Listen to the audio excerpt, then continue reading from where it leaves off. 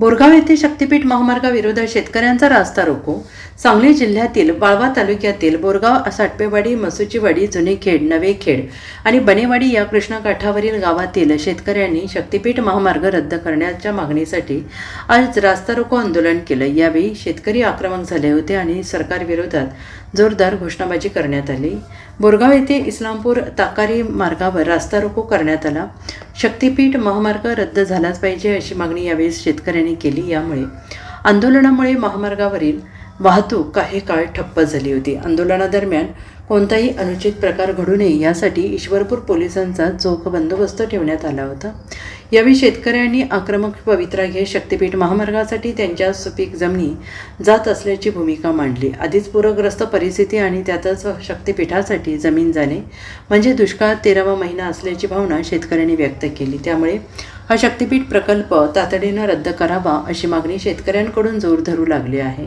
येत्या काळात हा शक्तीपीठ महामार्ग रद्द झाला नाही तर यापेक्षाही तीव्र आंदोलन छेडण्याचा इशारा येथील शेतकऱ्यांनी दिला आहे.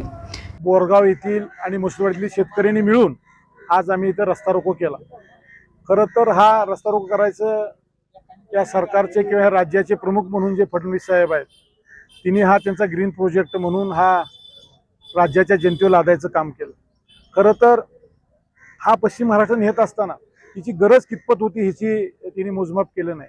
जो प्रोजेक्ट पूरपट्ट्यातनं जातोय त्या पूरपट्ट्यातनं जात असताना त्या भिंतीची उंची आज आम्हाला समजल्यानंतर 20 ते 25 फूट जर भिंतीची उंची असेल किंवा भराव असेल तर आम्ही 2005 आणखीन 2021चा पूर बघितला तर त्याच्यापेक्षा कमीत कमी 10 ते 15 फुटांनं पाणी वाढेल.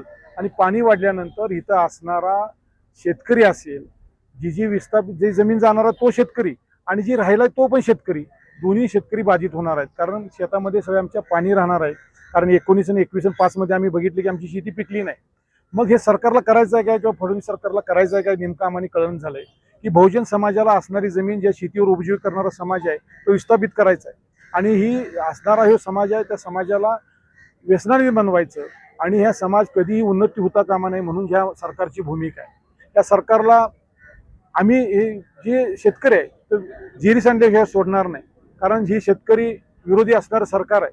कारण आम्ही बघितलं की या सरकारनं ज्या वेळेला महाविकास आघाडी सरकार होतं आणि शेतकऱ्यांच्या गोळीबार झाल्यानंतर जी महाराष्ट्रभर दंगा केला होता की शेतकरी विरोधी सरकार आहे म्हणून, आज तुम्ही 24,000 एकर जमीन ह्या रस्त्यासाठी शक्तीपीठसाठी आणि दुसरा जो रस्ता जाणार आहे त्यासाठी 36,000 एकर जमीन तुम्ही महाराष्ट्रातली कमीत कमी त्या दुसऱ्या रस्त्यासाठी 10 ते 12,000 एकर जमीन आणि इथली जवळजवळ 24 ते 25,000 एकर जमीन तुम्ही खिशात आणि घशात घालणार आहे.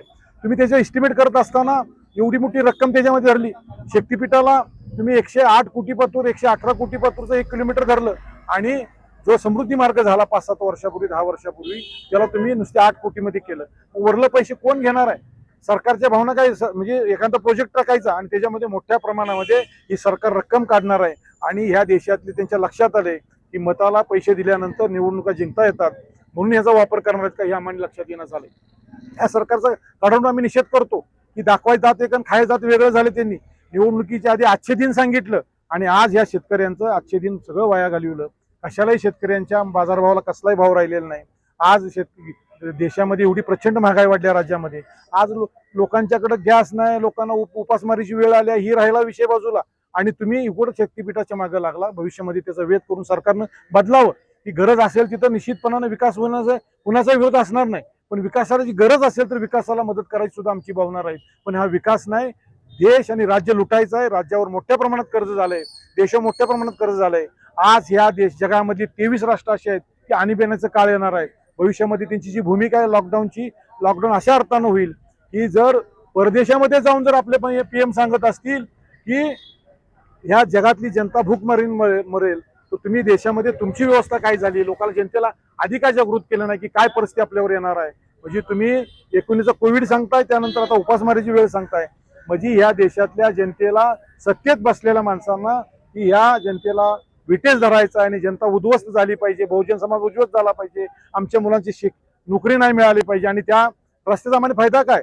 तुम्ही 36 ठिकाणीच फक्त रस्ता ओपन करणार आहे आणि त्याच्यामध्ये आम्ही जाणार नाही, तिथं आमचा व्यवसाय होणार नाही, आमची त्याच्यावर रहदारी होणार नाही, आम्ही गोव्याला जाणार नाही. एका कोणतरी अदानी नावाच्या उद्योगपतीसाठी जर हा रस्ता होणार असेल तर तुम्ही त्याच्यासाठी काय काय करणार आहे? देशातली विमानतळ देऊन टाकली, रेल्वे स्टेशन द्यायला लागलाय, तुम्ही सगळ्या कंपन्या त्याच्या खिशात घालायला लागलाय. म्हणजे अदानीच्या नावापाठीमागं या देशातली सगळे बडे राजकीय लोक ते पार्टनर आहेत, म्हणून ते अदानी एवढं मोठं काम करू शकतो. माणूस 10-20 वर्षामध्ये किती पटीने श्रीमंत होतो हिची सुद्धा कल्पना करण्याच्या पलीकडलं आज आमच्या निदर्शनात आलंय.